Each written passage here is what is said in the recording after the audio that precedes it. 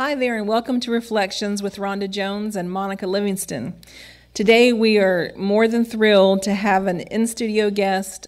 Her name is Beverly Julian, and Beverly, give him a good hoorah shout out. Oh, hello. Well, I'm glad to be here. Actually, Beverly was with us at a tape session that we aired probably last year sometime. It was in the summer, yes. Yes, it was a while back, and she was so gracious to come in our studio. She has a busy schedule in life, and she's a volunteer. She does so many great things for her community, which is our community, and animals, people alike. And we want to pick her brain today about something that maybe not many of you have ever heard of.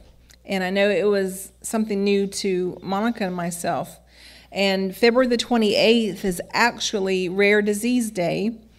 And it's a day set aside that people can gain awareness of things that we don't always recognize. You know, and as horrible as cancer is, and diabetes, and other well-known diseases that affect more people, they seem to get all of the attention. Right. But there are some diseases out there that are debilitating and horrible for people to have to live through. But we want you to be aware of some of them and find a way to help. You know, knowledge is great, but if you don't do anything with your knowledge, you know, why have the knowledge to start with other than to say, I know. Put your knowledge into action. And so that's what we're about at the New Covenant Group, helping other people, being very gracious and kind, trying our best to be that way. And I want to give it over right to Beverly. Oh, okay. Beverly, yes. Okay, well, I'm here to talk about a chromosomal disorder called Prader-Willi syndrome. And it was first kind of discovered about the mid-1950s by a Dr. Prader and, hey, Dr. Willi, seriously. And it is a chromosomal disorder. It has a defect of the 15th chromosome.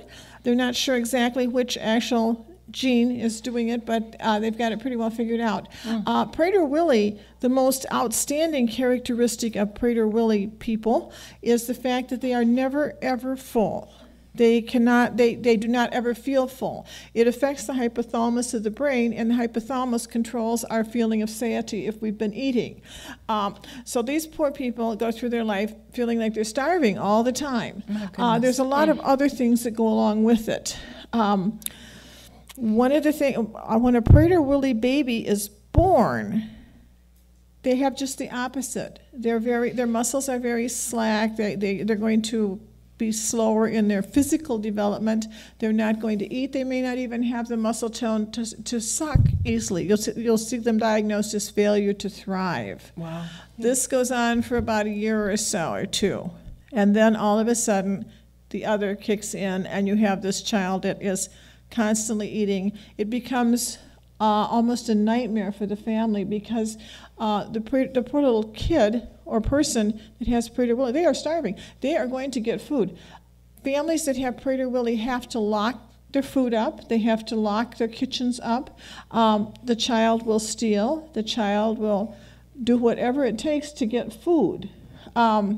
So it's definitely a problem. They become obviously they become very obese. That's the problem of it. We don't care how much they eat, but the fact is they become so obese that, right, if it's not controlled. Right. And they do not, they also, because they have less muscle mass than is what is normal, they don't metabolize food as quickly as we do. So they have, not only do they have this huge appetite, but they have very low metabolism too. So a Prader-Willi person with a healthy diet and normal weight, 1,000 calories is probably good for them, as opposed to say 12 or 1,800 calories for an adult woman.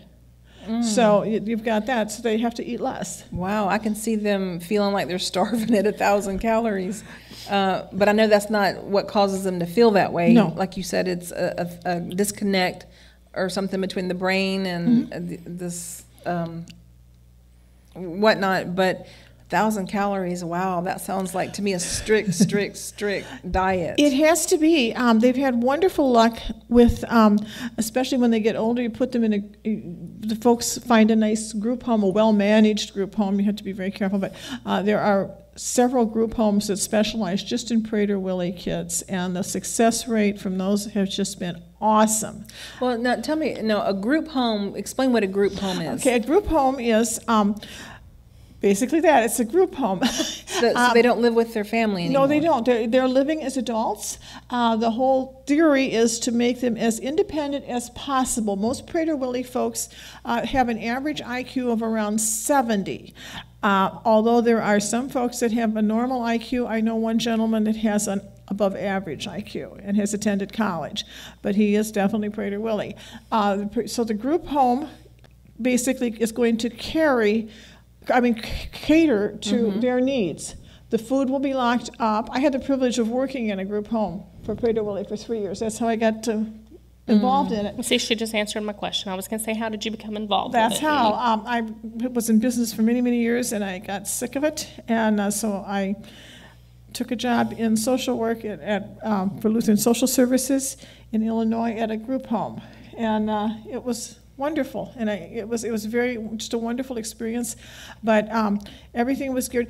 Prader-Willi people also become very upset if you're taking their food away or they don't get their food when they expect it. So we learned, we had a dietitian that planned all these wonderful menus. And we had just wonderful food. The food was wonderful. Well, give us an example of maybe a day's worth of menus. Oh, boy, it's been a while. But breakfast would be, they might have an egg, maybe a piece of bread with like a sugar-free jelly on it. There's going to be some fruit. Lunch, they're going to take pretty much a normal lunch, but everything's going to be low-fat.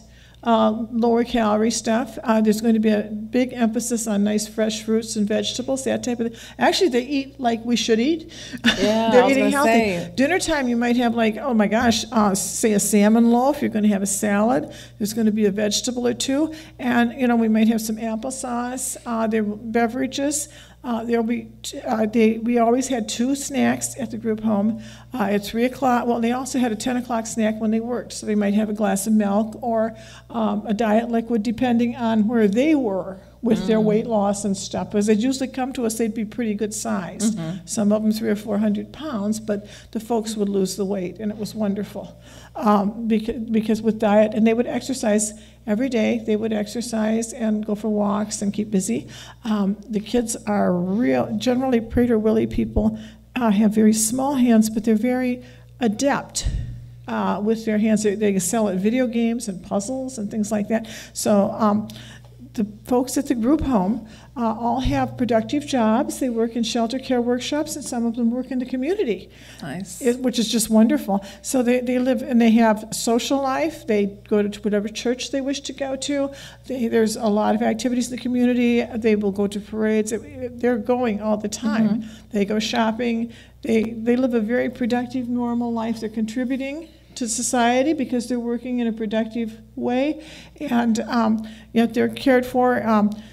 One gentleman came to us. He weighed about 350 pounds. He was very short because short stature is one of the markers of it. It goes along with that. This particular young gentleman, when we got him, he couldn't walk very well because he was so heavy he couldn't bend his legs, so he kind of up to the side. He now weighs 129 pounds. He competes in, I think, 5 different Special Olympic events. And does a wonderful job. He holds a job in the community working in a restaurant, believe it or not. Wow. He's able to control it that much. He has just done wonders, and he has friends all over the community. He's active in his church. He attends weddings, whatever. I mean, he's just a delightful person. I still keep in very close contact with him, and whenever I'm up north, we always go out for supper and visit, and just a good friend. But he's just a delightful young man, and the progress he's made has been amazing. And when he got into be able to wear his first pair of Levi's, because before it was stretch pants, sure, or the sweatpants, he called all the relatives And, that he was wearing Levi's. Well, now he's just great, But the group home is a wonderful, because it's a supportive environment. Everyone in the group home has the same disorder. So, yeah, you're not sitting next to the guy eating Twinkies when you have to have a diet carrot sticks. Right. And see, I always say this about my husband, because a man, normally, he can just eat, and normally they, but if I even think about a Twinkie, there goes bam, round the hip. Yeah.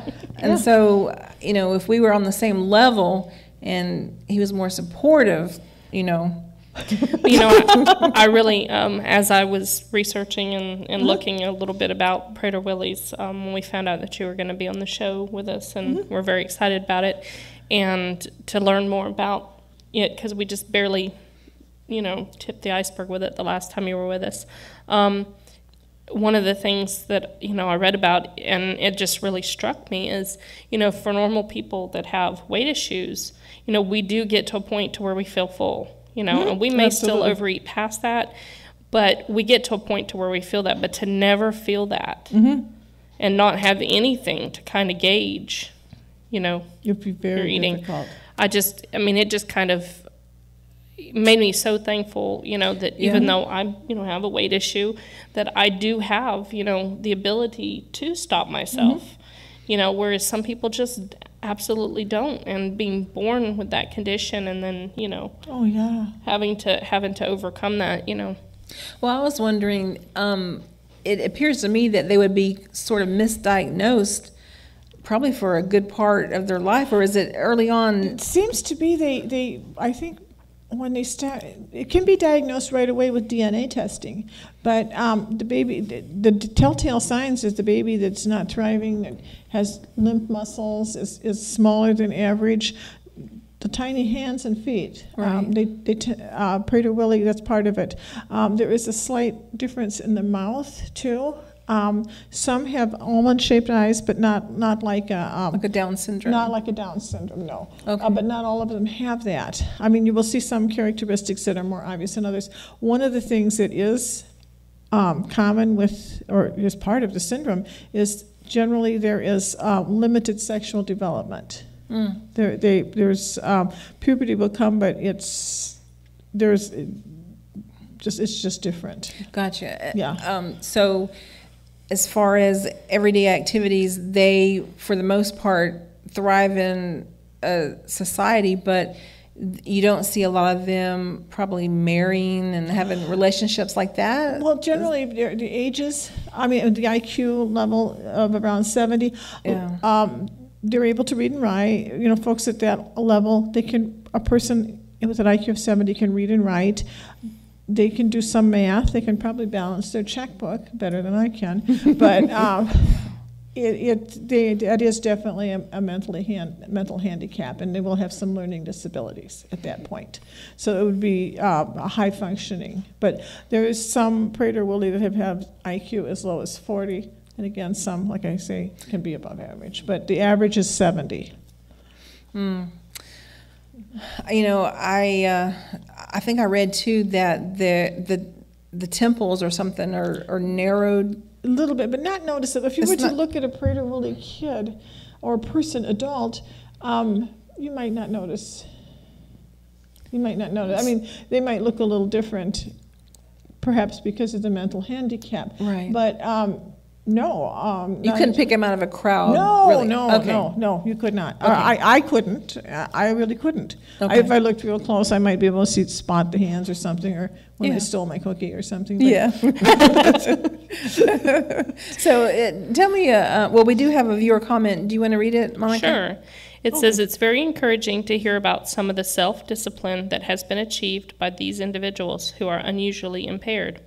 If someone with this disease can maintain a weight of 129 pounds, even while working at a restaurant, why can't the average U.S. citizen with no such impairment maintain a healthy weight and diet? It's probably a good question. That's a very good question. I know part of it has to do with the fact that when they're in the group home, having the dietitian, most of us average U.S. citizens don't have a dietitian, But Right. that doesn't need to be something that we use as an excuse either, because we can become our own dietitian. We can educate ourselves, and my hat's off to someone who has this condition and can get to a place to where they can maintain it in such an environment that would be hard for them as a restaurant. Right. Yes, and the employers have to know about the situation. So they are in a controlled environment, and people know that. But everything in their group home is geared to them, so that to make it as easy as possible, and find other interesting activities for them to do. But yes, I wish. Yeah, exactly. Yeah. Mm-hmm. Very good comment. Thank you so much. And Yes. if you want to comment, please do. You can go right to our Ustream chat. You can actually send Facebook messages right on our front wall. You can go to 850-572-7442 and come straight to a phone. And so there are many ways to comment, and we thank you for listening. And, when you get this information, like we said earlier, find out how you can help this type of disorder or syndrome, because I think when we get information like this, then a responsibility falls on our shoulders to not just walk away. It's very difficult for the families especially with children with Prader-Willi. It's very difficult because it becomes a disruption to the entire family. If you can't have any food in a cupboard, that it has to be locked and keyed. So much of what we do, our socializing, is food. Sure. Food, as we all know. I have 5 chins, I can prove it. This, so it does definitely affect the whole family. And I would think that these parents, if you know someone that has a child with Prader-Willi, offer to step in and give them a break. It's got to be very, very difficult. One of the things that does often go along with Prader-Willi is there are some behavioral problems. The kids will have rages. They will learn to handle it as they get. I saw at the group home when the kids came, they were usually straight out of their family, and one of the things they were used to is controlling things with tantrums. And boy, could they throw! They could really. Disrupt, and that was the way they could control things. Well, they would learn to take time outs, maybe go to their room. One little friend I have that has Prader-Willi, when he feels himself getting awfully angry, going into a rage, he'll just go into his room and shut the door, and when he comes out, he's okay. But he knows it's not okay to have that kind of behaviors. Right. And Well, what's the cause? Is it part of it, or is it just a side effect of not being able to get what you want, or is it just like we all have them? I have often wondered that. I've thought about that a lot, and I don't know. I'm not a scientist. I don't know, but it is considered the rages and the behavioral problems seem to go hand in hand, and they're even listed. If you look at the list of symptoms and signs, it would list those things. Whether it is a reaction to how they feel, I wonder. I've often wondered that myself. Yeah. So it would be very hard. Statistics that I saw, I had Googled rare diseases and stuff, and it said that a disease or disorder is defined as rare in Europe when it affects fewer than 1 in 2,000 people. Oh. In the USA, a disease or a disorder is defined as rare when it affects fewer than 200,000 Americans at any given time. So it seems like, not quite the same there. Right. And it's just that 80% of the rare diseases have identified genetic origins, whereas a lot of your other diseases come from bacteria or infections or, allergies, environmental causes. And 50% of the rare diseases actually affect children, such as the Prader-Willi's does from birth. So, last week we talked a little bit about how seem like I'm always for the underdog, and we had a viewer comment from Tina Furlow, and she said, well, most people are, but let's be for all the dogs. And that's true. It makes so much sense. But That's a good comment. I thought it was a good comment too. But I do know that not everybody's called to, I can't. I can be for everyone, but I can't concentrate all my time on everything, every syndrome, every behavioral problem or type, and so I know that God has gifted us, and certainly you, Beverly, to be involved in certain things in your life, and He's done that for all of us. And whether we believe in God, tonight we're going to have a marvelous show at 5:00. We're going to have one of the world's most probably one out of top 5 atheists, PZ Myers, to Skype in and talk to us about what's harmful about our churches. We seem to be having issues, and here at the New Covenant Group, we like to get the opinions, expert or non-expert opinions on things, and so we're not afraid to go ask the atheist, help us to come up with a solution, or tell me what you know about this. And a lot of times people want to stifle the voice of people, and we don't feel that that's obviously we believe God created everybody, and so we all have something to contribute. Right. And I went around the blog of all that to say everybody has their own little niche in life, and find yours. It may be working with Prader-Willi children and adults, or maybe working with those that are have HIV/AIDS in this country. And people will say, well, we can't do anything in this country because we're working over in Africa and giving so much money. Well, Monica may be called to help those in Africa because we've all been too involved in us versus them. United States is separate from Africa, it's separate from Europe, but we're all on this, I always say this little ball, and we're all the same basically. And so because of things like the internet and technology, and it shouldn't have come to that to make us equal or accessible, or even knowledgeable about other people in other countries, but we are human. Absolutely. And that's our the thread that binds us all together, that we're all human. So if somebody wants to go to Africa and work with the HIV/AIDS people there, marvelous. It may be my calling to do it here in the United States, So don't kick somebody because their calling is different than yours. Absolutely, yeah.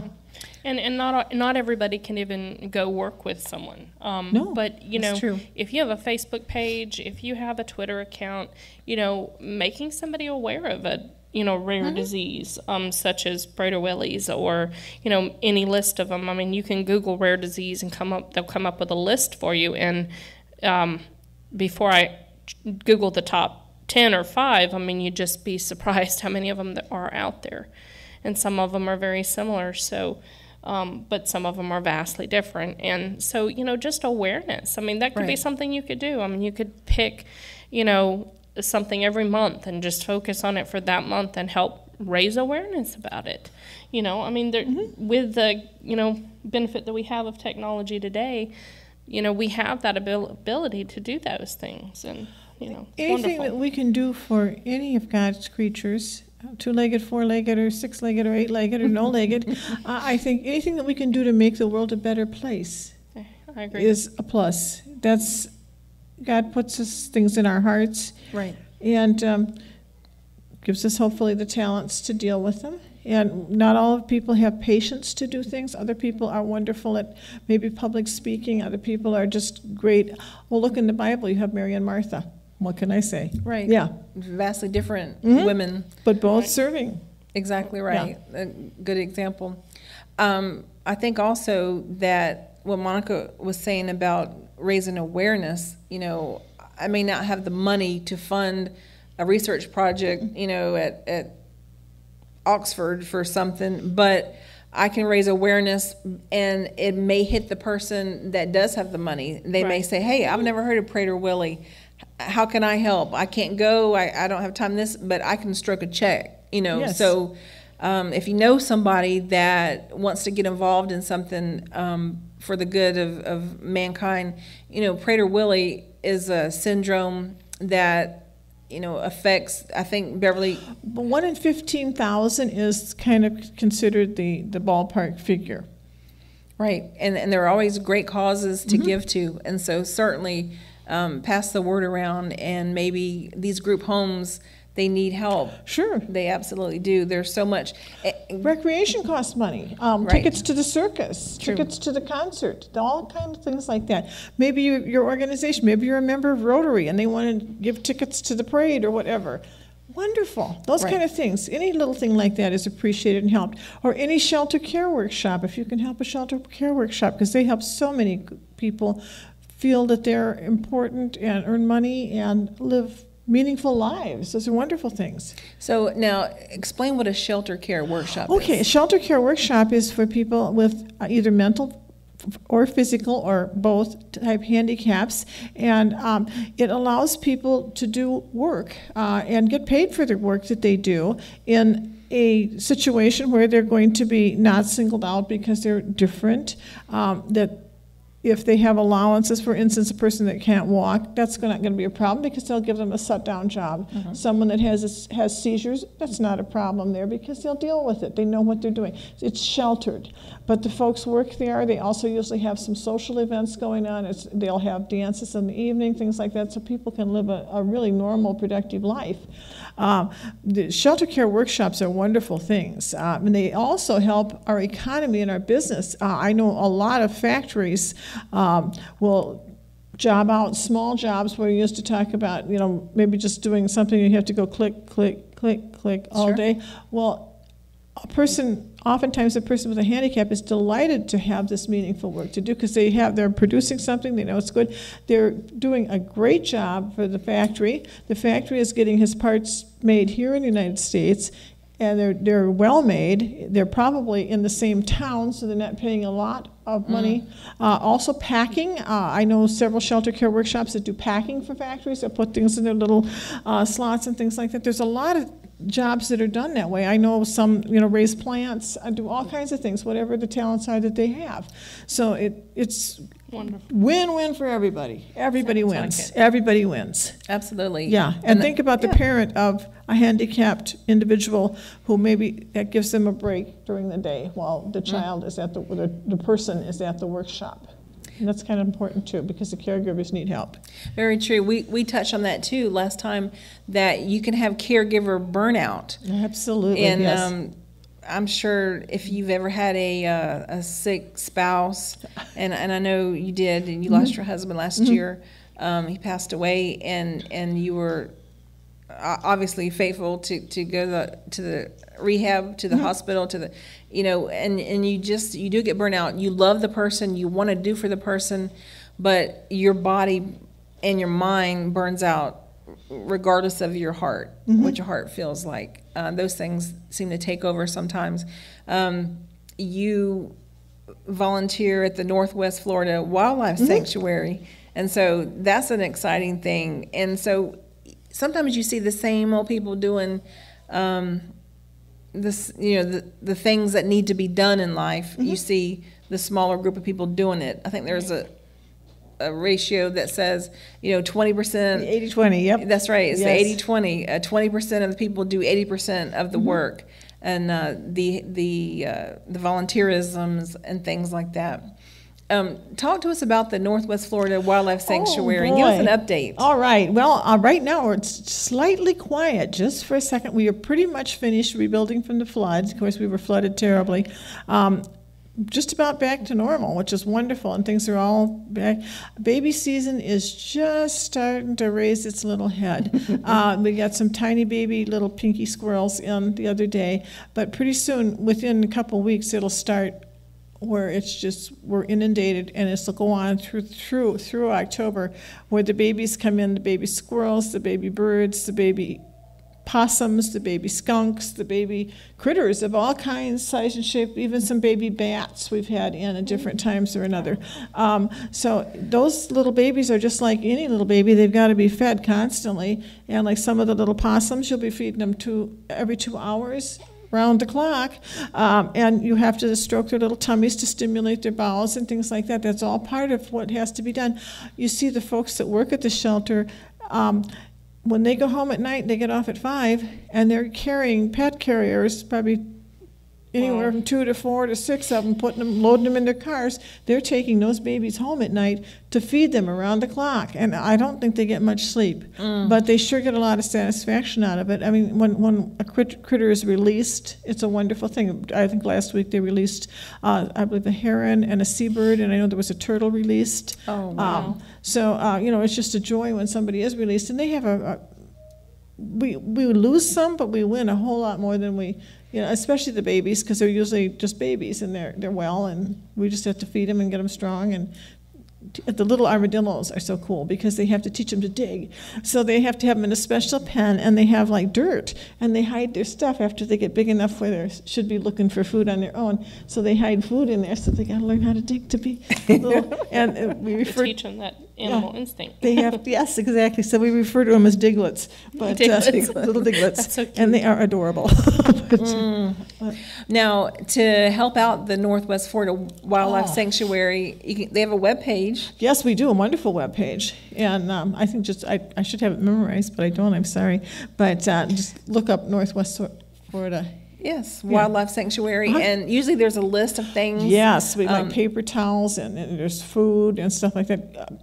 Fishermen bring us fish, and that's wonderful because we have so many eagles and pelicans and creatures that eat the fish, and we go out with a wheelbarrow a day full. I mean, it's just, there's so many creatures we have to feed, and vegetables that we have, deer, we have possums, we have all these critters that have to, Helen the duck, we have everybody. The duck, some wonderful vultures. We have a lot of bird of prey. Wait, you said wonderful vultures. Yeah, well, Some people don't think of a vulture as wonderful. Well, they really are. They're not an awful thing if you get to know. And they seem to be very, very bright, the ones that we have there, but I'm sure that all of them are. And if you think about it, they're not. They're part of God's plan. Mm-hmm. They help keep the place clean. True. Just like possums are scavengers. They're cleaning it up. Thank you, guys. They are nature's sanitation department. And they are. Nothing is being wasted because of them. So, and there's one of the vultures there loves to untie shoes. And he thinks it's cool. So if people go in with their tennies on, he'll try to untie their shoes. I mean, they have personality. They're just like any animals I've ever worked with, even like little hermit crabs. I used to have pet hermit crabs when the kids were little. And each hermit crab would have a unique personality. And my husband used to laugh at me and say, yes, everybody's unique, just like everybody else. Thank you, Dennis. No, you told us a story about you take mealworms to go feed. Who eats the mealworms? Oh, well, of course, a lot of the birds do, but especially Geronimo, the crow. He's a crow that lives. We have some permanent residents for one reason or another cannot be released. And Geronimo is like the star of the place. He is just everybody loves Geronimo, and he's definitely a character and a prima donna. And but he loves mealworms, and every day you fix him a nice little bowl of mealworms and take to him, and all kinds of other food too, of course, and water and stuff like that. We have lots of toys for him to play with and things like that. But yeah, he eats these we even some of the mealworms don't get eaten, so they'll start to mature. So we move them over and let them grow and raise us some more mealworms, and then we do have to buy some too. But again, they're careful about wasting nothing. Great. I tell you what, if you are an animal lover, you can Google Northwest Florida Wildlife Sanctuary, and you can participate in giving that. Don't they have a shower like in We springtime? have a baby shower in the spring, and there's usually one, we'll have like a fall festival and then one at Christmas time too. And they're just wonderful. They don't cost anything to go. We have activities for the children. You can take a tour and see all the wonderful things. There's a wonderful band that plays Celtic music that comes and provides music, and it's just so peaceful and wonderful. There's usually baked goods to be bought, and usually hot dogs and chili and things like that, very reasonably priced. We sell T-shirts if you want them, but you don't have to buy. You don't have to spend a dime. just come see us. Right, And it's about the awareness, Yeah, like it's- we were talking about. You can get to feed the pelicans, which is like really cool. Now, is there a donate button on the website as far as you know? So No, that if there somebody, isn't. No, but there there is an isn't. address No. where you can mail in. Absolutely, yeah. That was one of the things we did when my husband passed away. Was one of the memorials. The memorial was to them because he loved animals as much as I did, and maybe more, because he kept dragging them home. Well, for those of you that don't know, Beverly actually comes by Rain or shine. rain or shine, hook or crook. She'll come by and feed the community cats that we have. Some of them are feral cats, and some of them, I guess they all are, but the definition of feral is... Yeah, these are not quite feral, are they? No, 'Cause they're you can not. touch them. They're friendly and they're smart. Right, they really are. Well, Rhonda and her husband provide food and shelter for them too, and it's just wonderful because they've got they're safe here. They have their own home. They have their own little community, actually. That's right. And everybody's doing good. It looks like they're doing well. I think so. And Beverly, I tell you what... They love to see her coming. They do. I'm the lunch lady. When she pulls up, they just flock to her, and it does my heart good to see somebody caring for what someone called the least of us. And it's good to have a big name recognition, and I'm gonna stroke a check for this organization, or I'm gonna help. But when you do something that nobody sees, or I'm just gonna stroke Beverly's good side now, but she does it, like I said, rain or shine.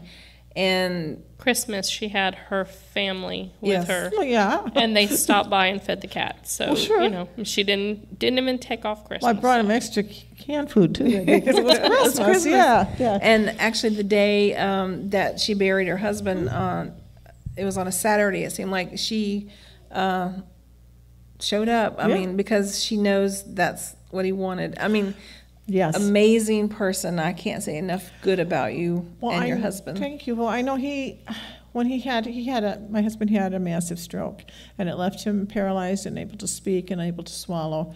But he was still there inside until he died. But the first thing he said when I came to the hospital, I had been there all night and I came back in the morning. He was, I said, I've stopped and fed the cats.